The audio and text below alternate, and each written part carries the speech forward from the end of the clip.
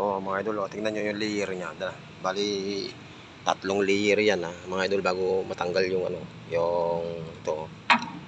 Yung mga niya sa takip to. Tapos to, isang layer.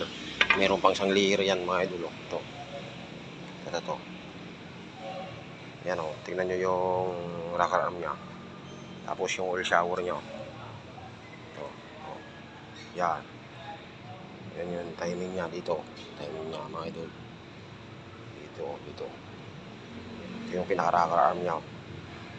Yan, 6 cylinder yan mga idol. Yan. May mga tower pa. Tapos di kuryente yung injector niya mga idol. Ito. Yung mga injector niya mga idol. Ito. Yan may mga kuryente mga idol. Yan, chachap-chapin na natin.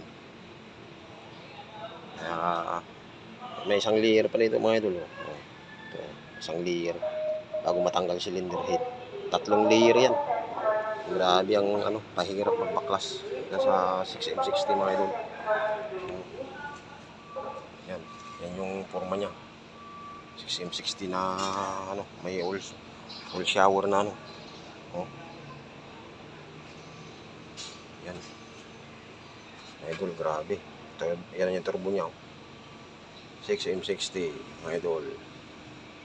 Yan. Chap-chapin na natin para madala sa machine shop. Dito tayo ngayon mga idol. Mag-bless sa atin mga idol.